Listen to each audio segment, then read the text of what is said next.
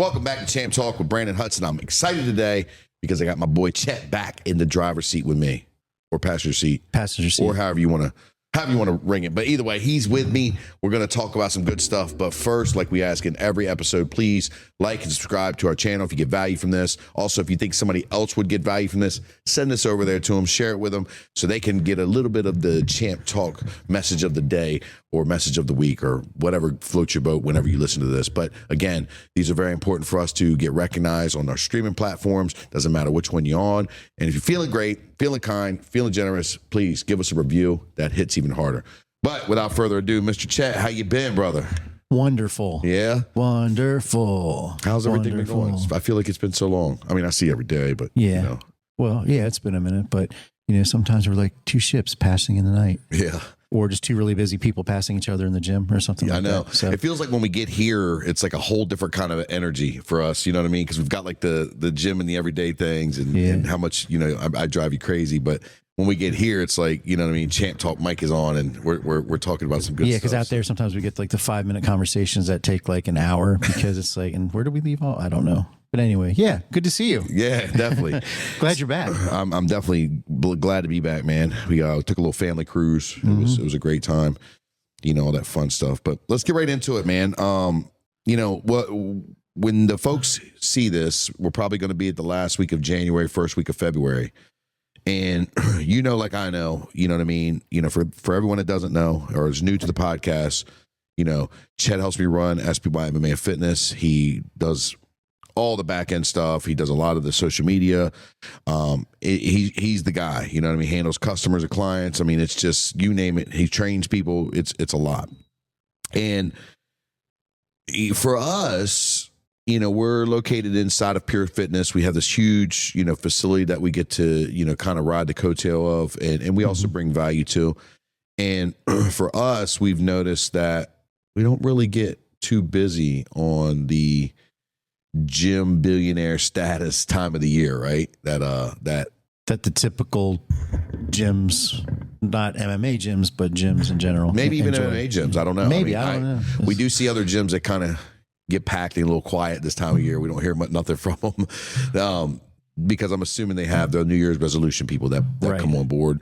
Excuse me, and that, you know, sign up, feel motivated. Another time that we're very busy in our market tends to be September, and that's probably the truth for a lot of places. But September's big because we're in a we're close to the Ocean City, you know, Maryland. We're on the Eastern Shore, and you know, we're more beach people than city people, I always say. And with that being said, you see a lot of people during the summertime, you know, go on vacation, enjoy the water sports, maybe work down there at Ocean City for the summer. Right. You also see, you know, we're a college town, and you see a lot of those kids. It's a unique area for sure when you think about it. It really is. It really is. You see those kids go back home. So what we have is we have an interesting dynamic where, you know, when September comes around, you know, kids are going back to school, parents are getting back to back to a normal schedule. Bop bop bop. New influx of college students. And, yeah, the whole nine. We see the gym in this area, the gyms see a big rush of signups. We don't tend to get that busy. We tend to start picking up right around now, like in compared to, I mean, we've had a good strong month. You know, it's right now as we're recording this, it's the 20th, I believe. Yep. And I think we're up to like 21 signups, which is, it's a little bit under our KPI, but you know what I mean? That's key performance indicators. A little bit under our KPI, but it's a strong month. You know, it's a strong beginning. But we tend to, our KPI is two signups a day, and we tend to really start picking up in the beginning of February. Yeah, and what I will say about those people coming in now that we've noticed is they're where at this point in the month we might have twice the amount of trial classes or people just showing some interest, where most of these are like they take a trial class, like, okay, sign me up. I need some gear. So we're kind of in that mode too, where they're a little more solid before they get here, but once they get here, they experience the class and then they're in. So absolutely, we're kind of doing that. And this week, like I said, for whatever reason, it's like you flip a switch and here we are. I mean, you see what it's like between 4 o'clock and 5 o'clock. Man, it was hectic yesterday. Oh, yeah. But I mean, it's good. It's a good hectic, you know. It's night and day. But yeah, it's ramping up. Yeah. So, and where we're getting at with this, we're not just rambling, I promise, like we normally do. Where we're getting at with this is, usually what happens is that we see, because we're inside of Pure Fitness, and Pure Fitness is such a large fitness club, we generally see the people starting their journeys, their New Year resolutions down there with the idea that they need to get in a little bit of shape before they come upstairs with us, right? That's kind of been the consensus on our New Year's. We've been here for 7 years, I think 8, 7, something like that. And that's kind of the trend that we've seen in the data that we read that says, people usually think, and this is combat sports gym is in a whole, oh, well, I got to get in shape before I start that. You know what I mean? Which is not the truth. No. Come in. They will make you in shape. It actually works the other way around. It actually, more people come in here to get in shape. They end up venturing downstairs and adding to their journey. But we see that. But then we get to the kicker, right? Here's the meat and potatoes of the show. It's February, and this is when most gym goers start to kind of lose that motivation, right? And lose that new car smell is gone. It is, and they're not seeing the results. They're not feeling the feels. They're not getting the vibes. They're having all the spending things. More time on the scale and in front of the mirror than actually doing the stuff. Which Absolutely. Is, I mean, that's human nature. You want those results like that.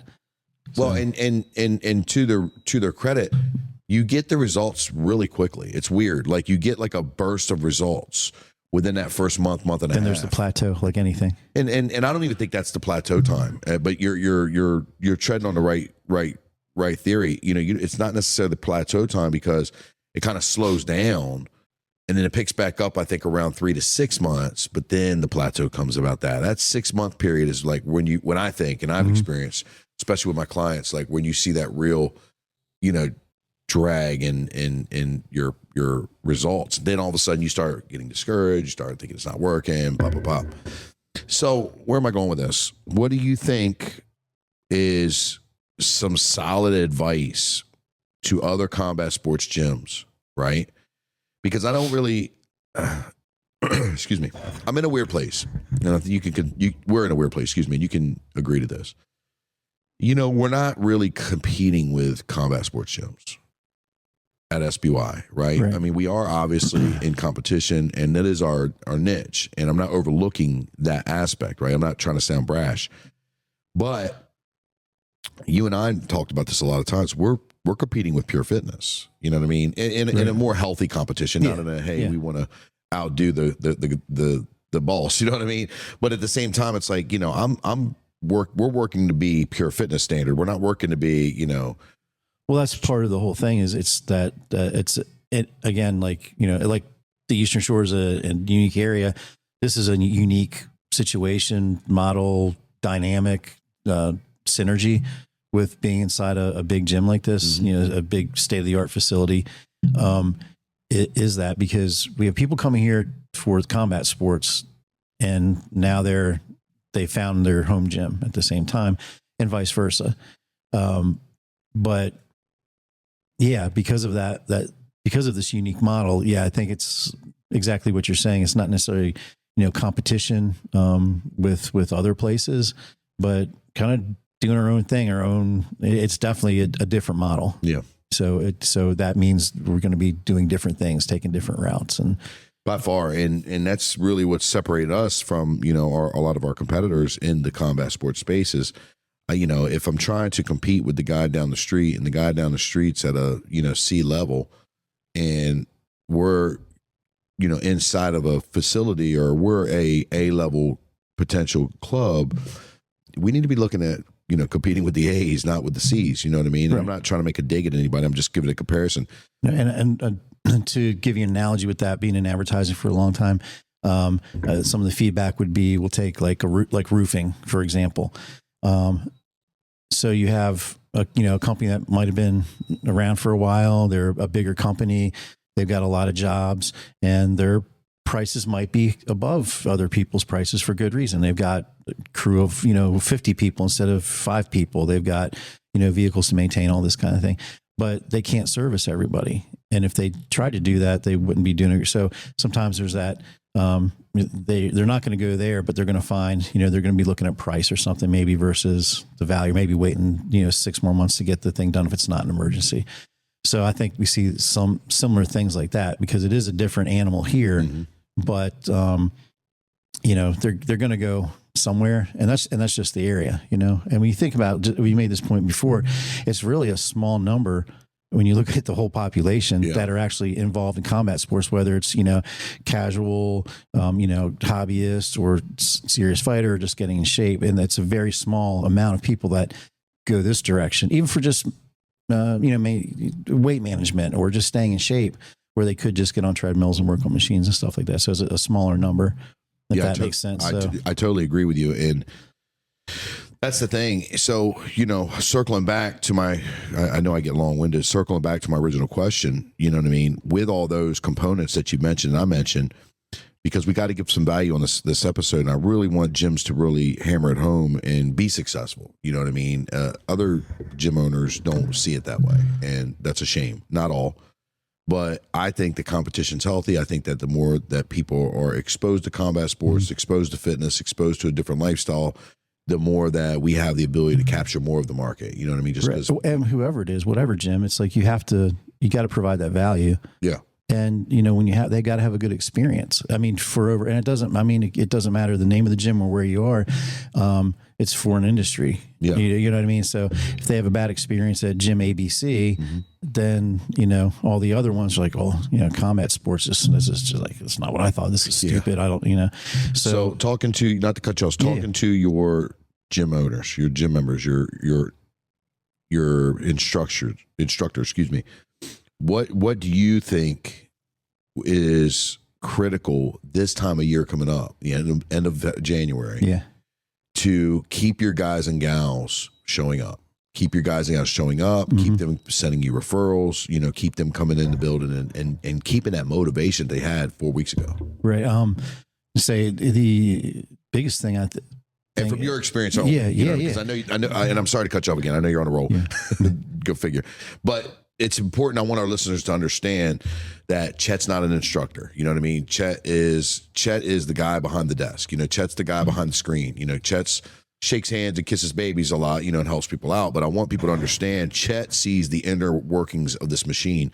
So it's easy for us to sit here and say from an instructor's perspective or from this, but from your perspective, you know, what do you I have played all the roles. So I do understand. Yes. So but I want it from that perspective. Yeah, so I'm saying I have a different perspective when I'm not on the mat and I'm watching what's going on the mat, or if I'm out there assisting, or from behind so all of these things, the emails, the text, the social media. The face-to-face with people. Engagement is, this time of year is especially important, and we all get caught up no matter what our job is. What we're doing is kind of going through the motions and being on autopilot. Really important this time of year, I think, to keep your members and your students engaged. Not just in the classes and on the mats in the ring, but outside of that. You know, a lot of times you don't want to get too personal, but it's like, you know, check on them. You can tell when somebody walks in and they might be having a bad day. And you don't have to get too personal, but that engagement, like what's going on. And it could be something that is related to them walking into that class and not feeling they're where they want to be in their progress. So I think that's one thing, is that engagement, you know, staying in tune and in touch, not just, hey, it's class time, it's 5 o'clock, let's go, we do the class, and then 6 o'clock, see you tomorrow. And you're not just talking about your coaches and instructors. No. Whoever you have running that front desk is going to be the one that has to make that initial contact and hit that engagement factor, like, oh, absolutely, every time. You know what I mean? Now that can be a little daunting. Like, you know, you're talking about yesterday, 5 o'clock hits, and you know, you have 30 people in here. You can't be like, hey, how's your day? Hey, what's going on? Right. You know, you can't build up time. But I think you nailed it there, man, because, you know, we talk about it, and in our trainings, in our meetings, is like, hey, get up from behind the desk, go walk through the gym, shake hands and kiss some babies. You know, you've got that rush that came in, take about 5 or 10 to settle down, get your ducks in a row, you know what I mean? And then once you stop seeing the late people flow in, get up there and go talk to people. And that is so important and critical. And you got to practice that. Like, you might be really good, the customer service part of it, and good with the, you know, being personal. And Owen's really good at this, is, you know, like yesterday. But he wasn't. But he wasn't. No. Not when he first started. No, but it takes time. But for like somehow we managed to. When we have 6 people there, I don't want to say we're getting our asses handed to us, but it's busy. You know, you're trying to take care of everything, getting loaner geese on kids. Let me stop you real quick. Hold that thought. Yeah. What we're talking about, so you guys are clear, we have a rush at SBY at 4:45. 4:45, 4:50 to 5:10, maybe even 5:15 because people are coming late. You're talking about a mad dash, a sprint. And then you take the class for about 45 minutes, and then right around 10 of 6, you know what I mean, 5:55, that repeats itself because all the kids are moving out, and then all the 6 o'clock people are moving in, right? Yep. So he's referring to that mad dash. It's kind of like it's kind of like when you go to a restaurant and you have dinner time or breakfast time. This is when we're the most on, dealing with the most different faces, signing in, checking in, needing stuff, signing up, all the above, trial classes, it gets pretty hectic. So back to your point, even in that sport yesterday, you know what I mean? So somehow we managed to, and you do this too, and it's like, and you're going in 5 different directions. But somehow we managed to make those people feel like, even if there's 6 people waiting on something for us, you make them feel like they're the most important person at that time. Which they are. Smiling. And you got to put on the smile, whether you're feeling it or not, but getting the shit done. And, like I said, we're dealing with a lot, signing up for trial classes, signing up memberships, getting the geese on them, getting hey, put this over here. Or just as the people are leaving, hey, have a good night. They're looking over at you. They're making eye contact. You can't just ignore, it's like, hey, you guys, thanks for coming in. Have a good night. See you this weekend, whatever the case. So, all of that. So that's all wrapped up in that engagement. And then again with, the coaches where they can get a little more focused, a little more personal, maybe during class time, before, after class kind of thing. And I think, you're saying because of that weight that you're kind of taking off their shoulders, it gives the coaches the ability to kind of lock in and not be so distracted with all the people coming in and, you know what I mean? But just in general, and this kind of goes into the next thing, which is because we know what we're dealing with this time of year, and maybe people are like, yes, I'm going to get in there, I'm joining the gym, and I'm going to do A, B, and C. Maybe they're not feeling the progress that they want, they're not seeing what they want, or for whatever reason, just personally, that's just their personality. It's wearing off. Now is a good time for laying out some solid plans and talking to your people about what their goals are, because I know we do this a lot as coaches and instructors and parents and everything else, is like, we assume we know what your goal is. We assume we know what you want out of it. And we think we do. And we're following that path, and maybe results aren't coming because we're not exactly on the same page. So I'm not talking about a customized thing for every certain even though we do offer one-on-ones and personal training. I think that's something that, laying out the plans, making some clear goals. It doesn't have to be anything really huge, but, keeping people on task, and then also coming up with a plan for that. Where do you want to go? Where do you want to be? Okay, well, that's different than what I thought. So let's work on it this way. And they can kind of keep people, again, engaged, motivated, on track, sticking to some type of a plan. Yeah. Let's back up, because we've said a mouthful, and I lobbed that down the middle, and you definitely hit that out the park, because I don't think gym owners and instructors understand the value and how important it is to build personal relationships and engage with your members. You know what I mean? And we're just referring to the rush right now. We're referring to when they come in and you initially see them. Once that dies down, like I was talking about quarter after, that's when, you guys and myself, we all do it. We go up and walk the room and work the room. And like you said, that takes practice. That takes, repetition, because and I know where you were going with this. It's one thing to have the guy behind or gal behind the front desk and someone comes in, how can I help you? And now we're going to problem solve. It's another thing when you have to get up out of your chair, everything's kind of cooled down, everybody's starting and the classes are in play, and then you need to go over there and strike up a conversation with somebody. You know what I mean? That's a little uncomfortable. It's a little awkward, especially when it goes so far. Especially when you're in a world where people are just looking at their screens, right? Or, they're having a conversation.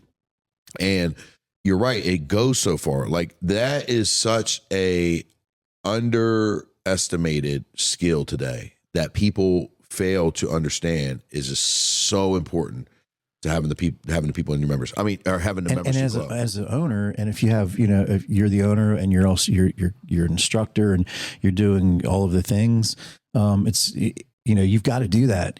And you're spreading yourself thin, but you've got to do that. And if you don't have people to help you with that, you've got to do. I mean, I think you really have to do that to keep that rapport and to build those relationships. And it's not easy. Well, that's no different than what I was talking about today. Is when you get on social media, as a gym owner and as an instructor and as a coach, I get on social media to brand myself so that people can know who they're getting involved with. This is a personal relationship. I don't care how much business and how much separation you have. If we're going to grapple together, I'm going to choke you out. If we're going to spar, I'm going to punch you. You're going to do the same thing to me. When you're feeling at your low, I'm going to build you up and I'm going to bring you up. When you're too high on your high horse, I'm going to knock you down. When you need that tough love, I'm going to give it to you. When you need some positive reinforcement and some encouragement, you're going to get that as well. This is a very personable industry, right? And there should be some separation between your members, your students, and your coaches and the business owners, because that can get a little funny. But at the same time, you have to understand that we're in close contact all the time. And this personal relationship and level of intimacy, you know what I mean, so to speak, means so much to people, more than you understand it means to them as a coach. Because sometimes as a gym owner and as a coach or instructor, we kind of forget that when we were brand new, and how big our eyes were when we saw a purple belt walk in the door, right, or a champion walk in the door, right? We forget that, and we forget that our people are hanging on to every word that we say because they're into a whole different uncomfortable space. So I build myself and we build our brands on social media to give a glimpse. So, I mean, this is really why this podcast is here. We love to give value, but I also want to have content so that people can see a different perspective of Branden, to say, hey, I like that guy. I want to do business with him, or I want to trust him as my coach or with my kids, or it might not be my guy. Because I'd much rather you find out now that I'm not your guy and not even waste anybody's time, energy, and potential culture, pains, than try to come in here and think that you need to work with somebody you don't know. And it's super important that, just like online and building your brands, you're doing that in person, right? And you're making those connections. You're making people feel seen, feel heard, but also creating those boundaries to protect your space and your sanity as well. So I really don't think that people listening, or just others out there, understand how valuable what you said of the engagement really is, especially this time of year. Yeah, right. If you want to keep your people coming back this time of year, and you want to keep them feeling good about themselves when they're probably not, right? They're probably getting their ass handed to them in class. They're probably slipping on their diets a little bit, where they were very strict in the first 2-3 weeks, and now it's starting to kind of. A lot of people are getting their asses handed to them just in life in general. Life and is kicking their ass. They walk in here and they maybe don't forget it completely, but for an hour they can do something good for themselves, but also mentally. Absolutely. Give your brain a break. And this is important. Now, I'm going to even hit you even deeper from my perspective, from the coach's perspective. Everybody wants to train your athletes and your men and women. You know what I mean? I'm out here really, really enjoying kids classes and developing these young minds and impacting them and putting an impression on them, right? Because I only get them for a little bit of time. You know what I mean? Most kids lose interest very quickly. At best I might get a James, for instance, or a gosh, there's so many I could say, Dion or Addison. You know what I mean? I might get one of these guys that stay with us for a long time. You know what I mean? But most of the time they're in for about a year and they're out, if they make it that long. Engaging with the kids, right, is critical, because the kids, they get talked at majority of their day, right? They're getting talked at by their teachers. A lot of times their parents are talking at them. You know what I mean? I'm not saying that they're not having these, I'm not saying there's no compassion in these conversations, but a parent's role is to be the parent, not the friend or not the coach. Right. A teacher's role is to be the teacher. For me, I have the ability to kind of blur those lines a little bit, where I can be, your strict coach and, have those boundaries, but also, I talk to a lot of my younger students like they're men and women, like, because they're going to be, right? Look, Right. I'm not here to sugarcoat your fucking life. You know what I mean? Like, Yeah. that's, you got everybody. What are you doing? You know what I mean? Why are you thinking like that? And so I get a chance to impact them. And then just as much as important, which I know a lot of people do overlook, engaging with the parents. Oh yeah. Now, let's put a disclaimer on that, because that could be a double-edged sword. You know what I mean? I had asked my mom the other night. I said, "Hey, look, I appreciate your help. Let me handle the match. You know what I mean? You stick on the sideline. You're doing great. No issues, Right. but I got the match." We're not going to give you a discount for helping to coach because that's my job. Correct. Yeah, if you want to take class, you have a nice investment here in what we're doing. Yes. So let us handle that. Yeah. And in the parents' defense, they just don't understand what the kids are going through on the mats. They think Right. that, look, the kid is nervous. I see them all the time. They're especially when they're brand new, they don't know what to do. They don't know how to tie their belts. They don't know how to sit in position. It's all confusing. You know what I mean? They want to play a little bit. So, having these kids where, they're just focusing on me and I'm able to impact them goes really far. But also, again, communicating with the parents and talking to the parents, engaging with the parents. You know what I mean? And I've made my mistakes in the past with engaging too much and being too involved with the parents, because you kind of get comfortable with those conversations. Yeah. And Some people you absolutely click the with. parents are the worst, right? I'm going to tell you this. They're the best and the worst. They're team you until they're not. Right? So they're going to be team you all the way, not team you, team you all the way until they're not. And then once they're not, you know what I mean? Then they're your biggest enemy. Correct. Whatever. And they're also going to do a little bit of buttering it up, because they don't want anything to reflect on their student, which is a very, very honest and understandably positioned to take. I don't want to piss the coach off and then take it out on my kid. I get that. But I've learned the hard way that, it goes back to the engagement thing. That if you keep that communication open, sometimes that, it cuts anything off that might be coming down. Totally agree. Yeah, I've learned in the past that, you got to keep a little bit more layers of boundaries with the parents. What else do you think is a critical role?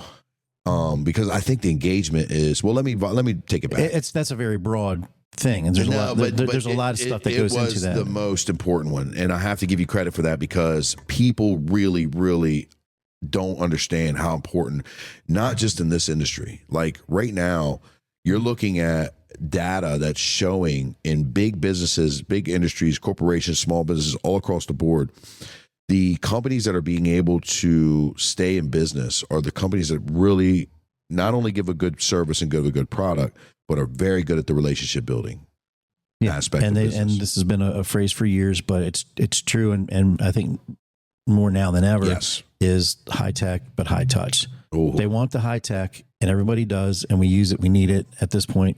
But if you can't get a human, and hey, it's, am I talking to a human or AI now? I don't know, but people crave that. They still want that. And I'm not saying just to get somebody on the phone so they can complain, but they want that human connection as well as the high tech part of it. Listen, I remember, in our rural area, our shorebilly area. So I want to preface that really strongly, because we have been behind in the times pre-internet for a long time here on the Eastern Shore. I remember these good old boys and good old gals, and not even just rednecks or country people. I mean, a lot of people would complain about getting someone on the phone who had an accent. No, geez. They would be like, it's still a thing. I can't understand. Well, hold on. Not as bad as it used to be, because now you got a robot. And I'm like, where's my guy with the accent? Talk to somebody, talk to me, right? So you're so right about that, man. The high touch. But I think even some of the AI has an accent just to mess with people. Probably, yeah. But you're so right about the high tech, high touch, man, is people are craving one-on-one connection, no matter what I don't care how introverted you are. I don't care about none of this. We had a young man coming here last night, and I had to pull it out of him. He was so introverted and quiet and soft-spoken that I could tell that his family or other people have been pushing him to talk up, speak up, because if I said I couldn't hear him, he would change his voice so drastically where you could tell he's trying to speak up and do a better job. Right. And that's how introverted he is, and shy, and a little bit socially awkward that he is. And even him, one of his main reasons, he didn't say it at first, and it kind of circles back to your goals, right? And talking about that. But he had said, I want to make new friends. I want to build a community. Which is one of the other points I was going to bring up, is just the whole social aspect of being in, any club, any organization, soccer, baseball, football, wrestling, but definitely combat sports, Jim, because again, we're choking the shit out of each other. We're punching each other, kicking each other. And, not feeling bad about it, feeling pretty good about it. Yeah, you choked the shit out of me. And I'm like, thank you. And we're still, hey, thank you for, teaching me, helping me grow. I'm going to have this bruise over it. But you know what I mean? It's like, but the whole social aspect is a really, really big thing. And I don't know how many times we talk to people about that at the front counter too, is, they come in, they're a little nervous, or the parents, after the kid walks away to go get their key put on, they're like, well, we really want to get, off of the video games or out of the house and making some friends. And he's only got like 2 really good friends, but, we really want him to be a little more, social. Mm-hmm. So it's that, that's going both ways across that front desk is, people are telling us that, but we're also letting them know that, hey, kids come in here, literally sometimes the young ones kicking and screaming, like no shit. But once they get in here and they see maybe somebody they know from school, or people they don't, but they make fast friends. And then the parents are sitting on the side. They end up being friends, sometimes you're looking at the class, like it's almost 6 o'clock. They're hanging out talking. It's like good. There's a big social component to it as well, which is very important. And I want to say this, man, we've turned this place into like a club, like what I mean, like a social lounge, I should say. Like it's been, and I don't know if that's healthy or not. It seems to be working for us. I know our dynamic is a lot different than, your standalone gyms, where we have the ability to, lock the gate, and some of the people have earned the right to have the combination to the gate. But for us, it's a... Hey, I'm fully convinced if you put a cafe in the corner, we'd have people here literally breakfast, lunch, and dinner. They hang out and communicate and talk and connect and all these things, man, which really, I love that aspect about our gyms so much, because if they're here, they're not getting in trouble. Mm-hmm. If they're here, they're not out partying and drinking and potentially getting, hurt or hurting someone, which I'm not anti that stuff. I'm just saying, like, that is, if maybe nothing ever bad happened when you drank, but anything bad happened was when I was drinking, right? You know what I mean? You have such a place. It's a home away from a home. And one quick example, sure. We'll just keep cutting each other off because his stuff's flowing yet. But we had I don't want to say a kid. He's not really, he's not a kid anymore. He's like 6 foot tall young man now, right? That came back, that was here before. He was running into some issues at school, the bullying and the fighting, getting picked on by gang members, that, and the other thing.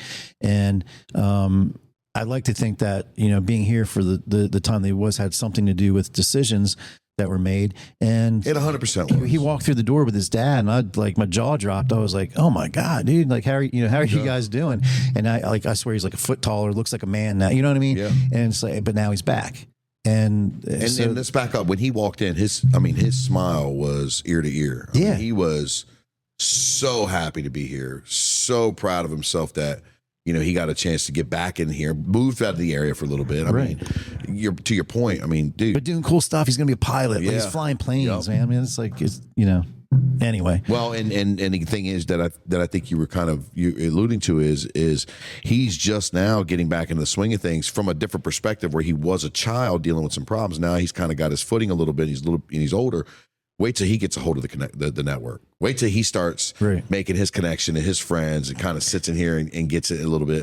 But saw something here that stuck with him through all of that, and a year later, or however long it's been, he's back. Absolutely. So that's So I think that I think that is a couple of great points that you guys can drive home. You know what I mean? We're going to wrap this up because Unless you have something else to add, we're going to wrap this up. Yes, I do real quick. Yes, please. So one of the things that came when we're talking about social media and really leveraging your time versus trying to cram it all into when you actually see members face to face in person. And I know you've done this, and we've had, and some of the coaches have done it, is starting a Facebook group or Instagram chat, something like that, or whatever app you want to use, and stay engaged with those people outside of it. Now, again, you have to have those boundaries. Yeah.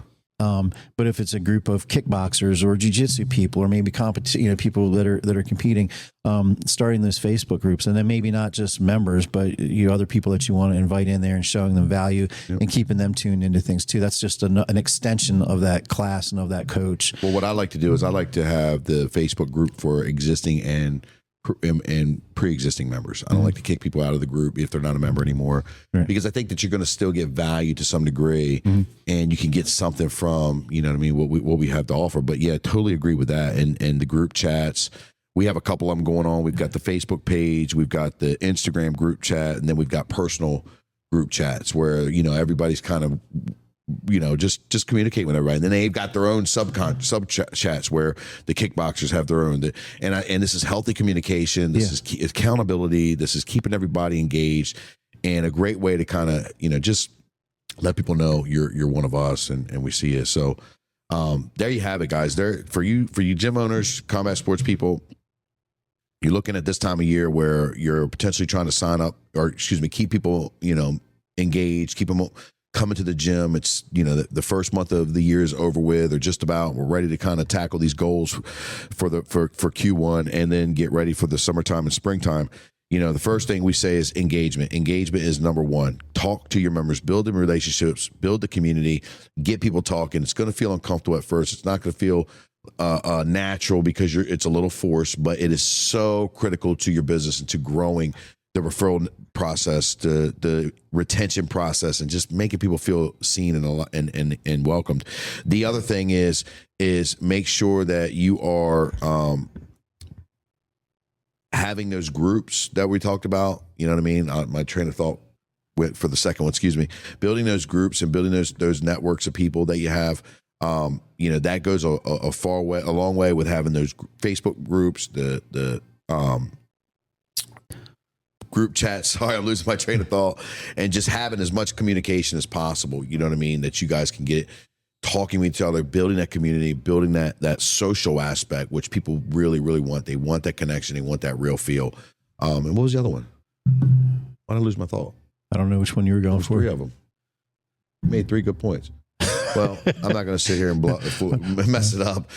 My other one was just keeping people on track this time of year, because it's really difficult because we've got the new people coming in. Yeah, there you go. But so if you forgot like I did, go back and watch it again. So, Chet, man, great having you on here again, man. It's always a pleasure when we get the chance to chop it up and share what we're doing and what's working and what's not. Guys, if you get value out of this, please share it, send it away to somebody who would.